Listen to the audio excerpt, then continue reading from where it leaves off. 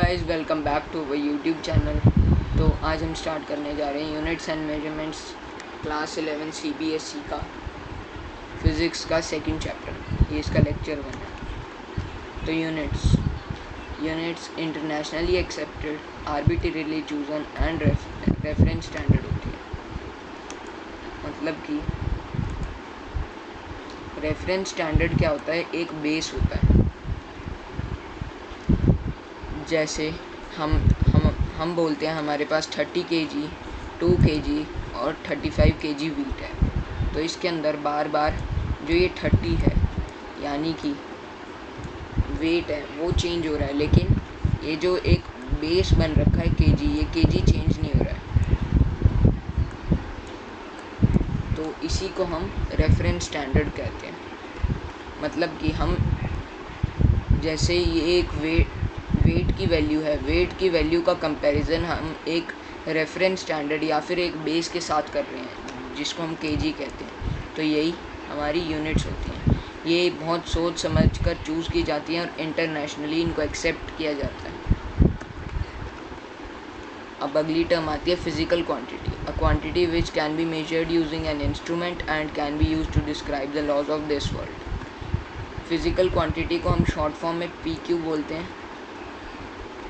तो physical quantity ऐसी quantities होती हैं जिनको हम इंस्ट्रूमेंट से मेजर कर सकते हैं, और उनका यूज़ हम फिज़िकल वर्ल्ड, जो हमारे ये वर्ल्ड है, इसमें कई सारे फिनोमिनास को एक्सप्लेन करने के लिए करते हैं। जैसे कि लेंथ को हम स्केल या फिर कई सारे और इंस्ट्रूमेंट्स होते हैं जिनसे हम मेजर कर सकते हैं।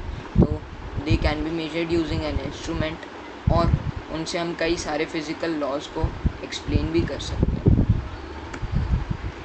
अब तीसरी टर्म है measurements. Comparison of a physical quantity with a unit. तो हमने मेजरमेंट क्या होता है? फिज़िकल क्वांटिटी का यूनिट के साथ कंपैरिजन। तो जैसे हमने देखा था फर्स्ट स्लाइड में, एग्जांपल में, यूनिट्स में, कि 30 kg हमारे पास वीट है। तो ये 30 जो है ये वीट का वेट है, और kg जो है यूनिट है। तो यहाँ पे वेट एक फ़िज़िकल क्वांटिटी है, तो फिज़िकल क्वांटिटी का कंपैरिजन एक यूनिट के साथ ही मेजरमेंट कहलाता है। मेजरमेंट को एक्सप्रेस करने के लिए हम n × u का यूज़ करते हैं। मतलब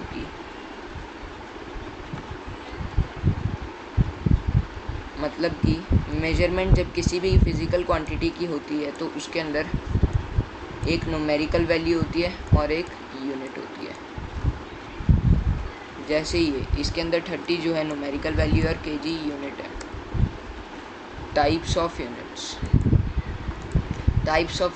दो टाइप्स की हैं। फंडामेंटल और डिराइव्ड। तो फंडामेंटल यूनिट्स बिल्कुल बेसिक यूनिट्स होती हैं। ये ऐसी यूनिट्स होती हैं जिनको हम किसी भी यूनिट्स की टर्म में डिराइव नहीं कर सकते। जैसे कि लेंथ, तो लेंथ को हम किसी भी यूनिट की मदद से डिराइव नहीं कर सकते। और दूसरी होती है डिराइव्ड यूनिट्स। ये ऐसी यूनिट्स होती है जिनको हम डिराइव कर सकते हैं किसी भी फंडामेंटल यूनिट की या किसी और यूनिट की मदद से।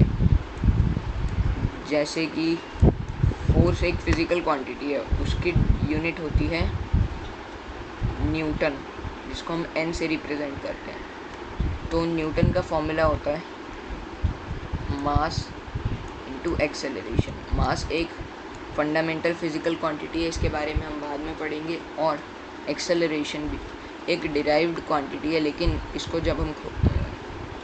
जब हम एक्सेलरेशन का फॉर्मूला देखते हैं तो वो आता है मीटर पर सेकंड स्क्वायर। तो मीटर जो कि लेंथ की यूनिट है और सेकंड जो कि टाइम की यूनिट है, ये भी डिराइव्ड यूनिट्स हैं। तो फोर्स यानी कि न्यूटन एक डिराइव्ड यूनिट है, क्योंकि हम उसको कई सारी यूनिट से मिलाकर डिराइव कर रहे हैं।